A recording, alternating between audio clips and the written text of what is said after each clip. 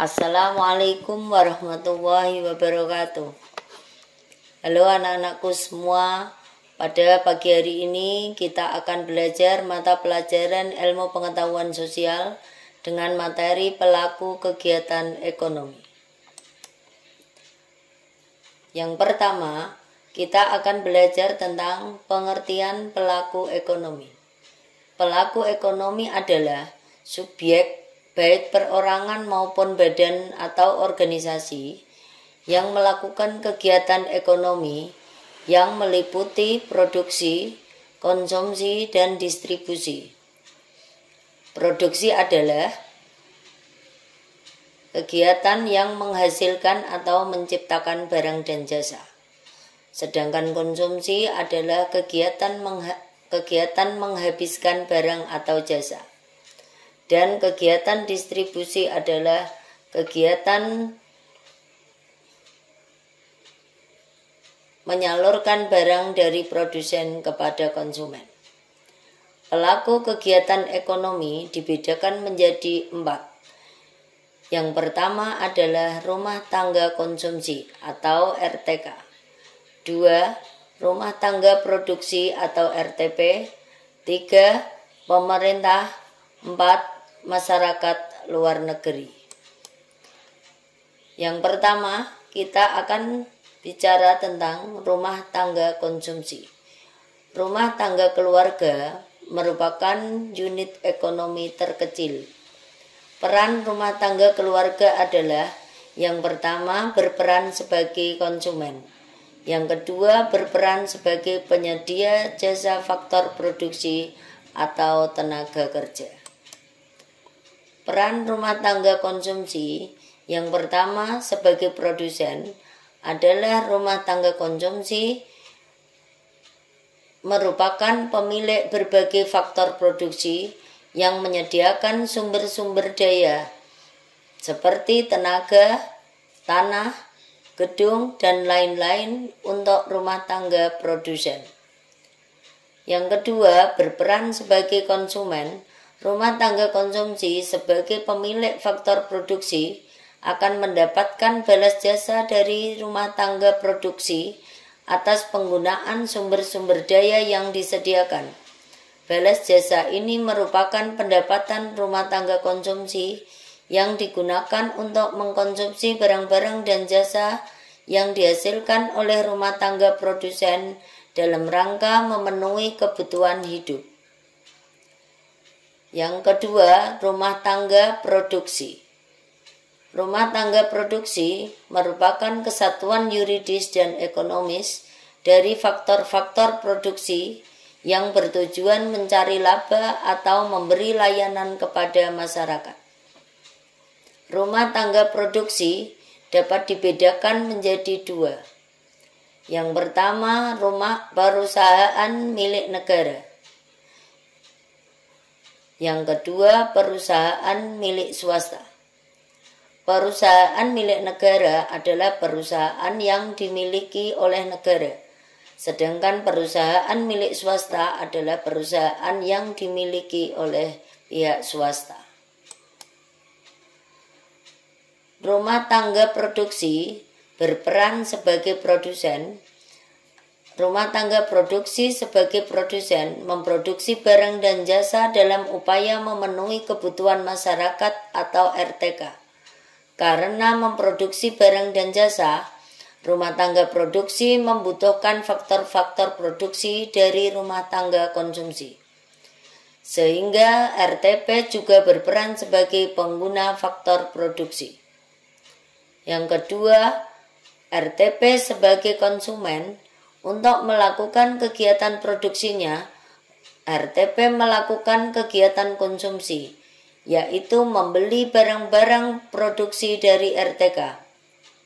RTP membayar balas jasa atas penggunaan faktor-faktor produksi yang disediakan oleh RTK.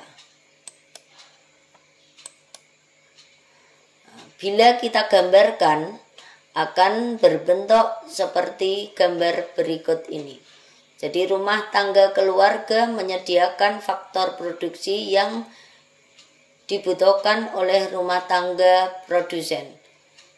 Rumah tangga produsen mengolah menjadi barang dan jasa, sehingga rumah tangga keluarga akan membeli barang-barang dan jasa dari RTP. Nah, RTP kemudian akan menghasilkan uang untuk berbelanja faktor produksi daripada rumah tangga keluarga atau RTK. Pelaku ketiga adalah pemerintah. Sama seperti rumah tangga konsumsi dan rumah tangga produksi, pemerintah atau negara dapat dipandang sebagai suatu unit ekonomi atau rumah tangga yang menghasilkan barang dan jasa tertentu untuk kepentingan umum. Pemerintah dimaksud adalah badan-badan yang bertugas untuk mengatur kegiatan ekonomi. Badan-badan ini akan mengawasi kegiatan rumah tangga konsumsi dan rumah tangga produksi supaya mereka melakukan kegiatan dengan cara yang wajar dan tidak merugikan masyarakat secara keseluruhan. Badan-badan pemerintah tersebut antara lain Departemen Penanaman Modal, Badan Penanaman Modal, Bank Sentral, Parlemen, pemerintah daerah, dan angkatan bersenjata. Hasil kegiatan produksi atau output yang dihasilkan pemerintah sebagian besar berupa jasa-jasa yang diselenggarakan untuk masyarakat secara keseluruhan dan pada dasarnya tidak diperjualbelikan di pasar. Oleh karena itu disebut jasa-jasa publik atau jasa kolektif seperti keamanan, pertahanan, pemerintahan, pengadilan, hubungan politik dengan luar negeri, ataupun input yang dibutuhkan pemerintah adalah sumber-sumber daya insani seperti pegawai, tentara, polisi, dokter, guru, gedung, mobil, tekstil, sumber daya alam, manajemen, dan ilmu pengetahuan atau teknologi. Peran pemerintah dibagi menjadi yang pertama sebagai produsen. Pemerintah sebagai produsen memproduksi barang dan jasa untuk kepentingan masyarakat umum dengan cara menguasai cabang-cabang produksi yang penting dan menguasai hayat hidup orang banyak melalui badan-badan usaha milik negara. Contoh, produksi pesawat terbang yang dilakukan oleh PT Dirgantara Indonesia, produksi pupuk petrokimia di Gresik, industri semen di Cibinong, Bogor, dan Gresik. Pemerintah sebagai konsumen, pemerintah dalam menjalankan kegiatan produksinya membutuhkan barang dan jasa, tenaga kerja, peralatan untuk keperluan pendidikan, kesehatan, administrasi kantor pemerintah, senjata untuk keperluan pertahanan keamanan, dan sebagainya. Sebagai pengatur pengendali, pemerintah berperan sebagai pengatur pengendali kegiatan perekonomian negara dengan mengeluarkan kebijakan-kebijakan. Kebijakan-kebijakan itu misalnya menurunkan tingkat pengangguran dan tingkat inflasi, menciptakan keseimbangan neraca pembayaran, dan sebagainya. Selain itu, pemerintah juga melakukan pengawasan terhadap kegiatan-kegiatan yang dilakukan oleh RTK dan RTP, agar melakukan kegiatan yang wajar dan tidak merugikan masyarakat secara keseluruhan. Pelaku kegiatan ekonomi yang keempat adalah masyarakat luar negeri. Dewasa ini sudah tidak ada lagi negara yang tertutup sama sekali untuk hubungan perdagangan dengan negara-negara lain.